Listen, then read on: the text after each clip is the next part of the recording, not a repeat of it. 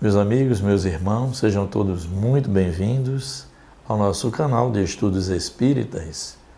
E você, não é que está aqui pela primeira vez, se inscreva aqui no nosso canal. Hoje nossas reflexões serão na modalidade de perguntas e respostas. Essas perguntas nos foram trazidas através do canal durante todo o mês e hoje nós vamos buscar responder cada um desses questionamentos. A primeira questão, então, da noite diz assim: numa família nasce uma criança com doença incurável. Como ficam os pais em relação a esse resgate do espírito reencarnante? É uma questão muito bem feita, porque é muito natural que nos chegue esse questionamento. Porque o espírito que reencarna com uma doença incurável, necessariamente, gente, como nos ensinam os espíritos, é um resgate de seu plantio anterior. Então, com certeza, esse espírito há de ter se comprometido perante a justiça divina e, como diz o apóstolo Paulo, de tudo aquilo que a gente plantar, é daquilo que nós vamos colher. Então é preciso que esse espírito que reencarna, ele possa resgatar esse seu compromisso feito no passado. E é por isso que o espírito reencarna justamente em forma de resgate, de expiação de uma escolha não tão bem feita no seu passado. Mas aí a pessoa diz, bom, é um resgate desse espírito. E os pais que cuidam desse espírito e que sofrem junto por essa situação em que a criança se encontra. Aí são duas vertentes, meus amigos, meus irmãos. A primeira é muito possível que esses pais que recebem esse espírito reencarnante tão endividado, que vem em resgate, muito doloroso muitas vezes, é possível que esses pais colaboraram para a queda moral desse espírito que agora precisa reencarnar numa situação tão delicada de resgate.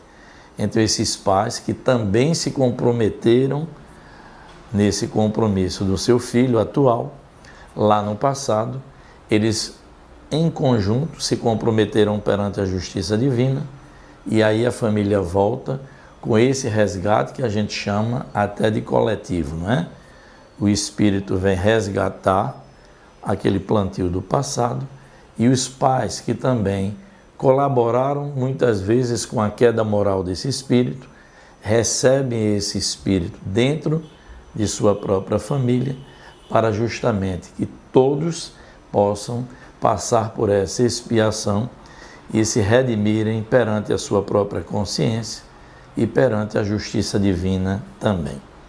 Mas existe outra situação, em que o espírito reencarna com essa expiação e os pais não tiveram comprometimento junto com ele no passado, mas por amor, não é? Mesmo não sendo culpados dessa queda moral, esses pais então, no mundo espiritual, pedem essa tarefa de trazer esse espírito como filho e de auxiliá-lo em seu resgate moral. Então nós temos essas duas vertentes. Ou os pais também se comprometeram no passado junto a esse espírito, ou pedem essa tarefa, essa missão de auxiliar a esse espírito, para que então nesse processo expiatório ele possa redimir-se e renovar-se espiritualmente. Vamos para a questão número 2 da noite.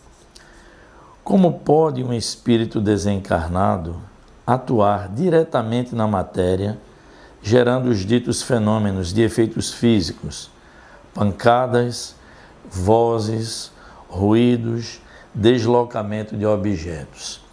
É uma outra questão muito interessante, porque nós sempre ouvimos, né, nos meios de comunicação sobre os fenômenos de poltergeist, as famílias que relatam, não é, que no seu ambiente familiar veem espíritos, ouvem pancadas, ruídos, objetos que se deslocam, Muitas pessoas passam por essa situação e então essa pessoa pergunta: como pode um espírito desencarnado que é tão sutil, ele poder atuar diretamente na matéria, trazendo essas formas chamadas de efeitos físicos?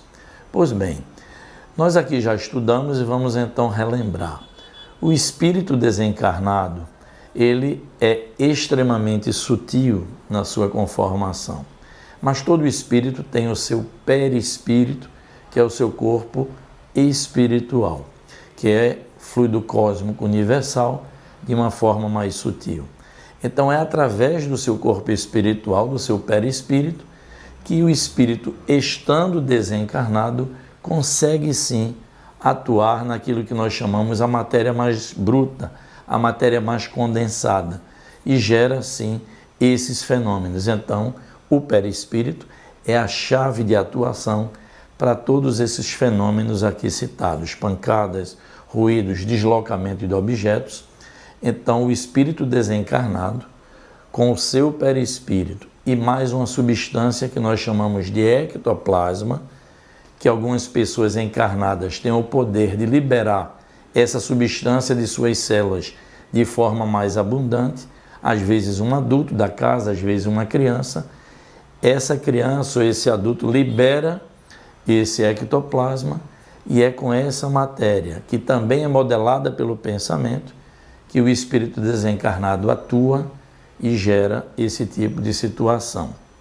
E quem são esses espíritos? Normalmente, gente, espíritos mais atrelados à matéria, às vezes espíritos brincalhões, que desejam gerar medo nas pessoas e terminam por atuar diretamente na matéria física, na matéria condensada, e geram esses fenômenos que foram aqui citados. Então, o perispírito, que é o corpo do espírito desencarnado, é a chave principal para que esses fenômenos aconteçam. Porque o espírito que vai reencarnar, lembremos aqui, ele precisa do perispírito para unir-se ao novo corpo físico. Então, para que ele atue na matéria, ele estando ainda desencarnado, também é através do perispírito que ele o faz. Vamos aqui para a nossa terceira questão. Essa questão é delicada e é muito importante. Todo suicida sofre as mesmas consequências após seu desencarne? E aí vem uma segunda questão junto com essa.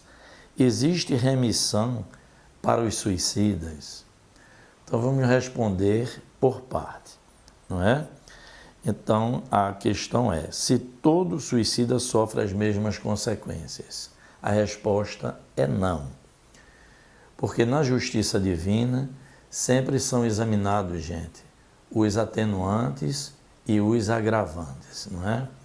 Então, nem toda pessoa que abandona voluntariamente a vida física, ela abandona a vida física com a mesma intenção, com a mesma intensidade e com a mesma situação. A justiça divina examina, como nós falamos, os atenuantes e os agravantes. Então, cada espírito que deixa a matéria dessa forma, sim, afronta diretamente a justiça divina, porque não deveria, em circunstância alguma, abandonar voluntariamente a própria existência. Mas há situações e situações, não é?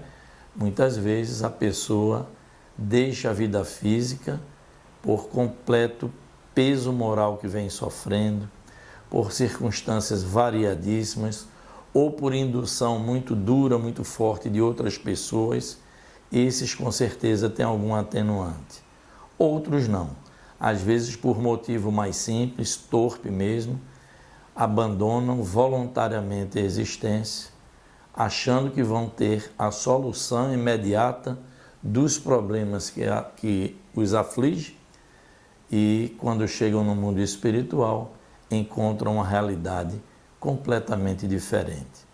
Nos dizem os espíritos que eles então, muitas vezes, centuplicam seus problemas quando chegam no mundo espiritual tendo deixado voluntariamente a existência física. Mas cada caso, gente, é um caso, não é? Há suicidas que passam dores muito graves no mundo espiritual e outros menos. Como nós falamos, vai depender das circunstâncias em que esse fato se deu. E a segunda questão é muito importante também. Para os suicidas existe a remissão, existe a recuperação para esses espíritos que deixaram a matéria física, às vezes de uma maneira tão trágica. Sim, meus amigos. O que é que nos dizia Jesus, nosso modelo e guia? Que nenhuma de suas ovelhas se perderiam e Deus, um Pai amantíssimo e justo, jamais condenaria mesmo esses espíritos que na hora do desespero atentaram contra a própria existência. Nem esses, gente, estão condenados eternamente. Obviamente, se lhes será aberta uma nova oportunidade reencarnatória, porém nós já estudamos aqui também. Esse atentado contra o próprio corpo físico, contra a sua própria existência, há de se registrar no seu perispírito, que vai servir de matriz na geração do novo corpo físico para esse espírito que se comprometeu tão profundamente perante a sua consciência e perante a justiça divina. Então, quando ele reencarna, normalmente reencarna imprimindo no novo corpo físico uma série de mazelas, de dificuldades oriundas do seu voluntário ato de abandonar a própria existência, ferindo o seu corpo físico. Mas a porta não fica fechada, não é? Para todos os espíritos, embora esses estejam profundamente comprometidos, eles terão novamente um sol a brilhar na sua existência, se tiverem a força moral necessária de resgatar esse compromisso tão grave que fizeram perante Deus e perante a sua própria consciência. Mas há, sim, remissão para qualquer espírito. Vamos aqui para a nossa quarta questão. Qual a melhor maneira de se homenagear aqueles entes queridos que retornaram ao mundo espiritual antes de nós? É uma pergunta muito boa também. Por quê, gente? Porque na nossa lida espírita de muitos anos, muitas pessoas, quando perdem seus entes queridos, às vezes a esposa perde um companheiro, o companheiro perde a esposa ou perde um filho. Quando a gente diz perde, obviamente é temporariamente, não é? Porque em breve eles estarão despertando no mundo espiritual. E como fica aquele que continua na jornada? Como homenagear aqueles que partiram? Gente, a prece é uma grande forma de homenagem e os bons sentimentos em nosso coração em relação àquele que partiu. E a terceira sugestão, não menos importante, dê seguimento à sua vida, busque ser feliz. E por que falamos no início que esse tema é delicado? Porque muitas pessoas acham que esses companheiros queridos, quando partem para o mundo espiritual, essas pessoas que ficam, então, fecham-se para o mundo muitas vezes, ficam numa tristeza profunda, se abatem duramente, muitos entram até em processo depressivo, porque julgam que, se seguir a vida e voltarem a sorrir, estão, de alguma forma, ofendendo aquele que partiu. Gente, por favor, não é nada disso.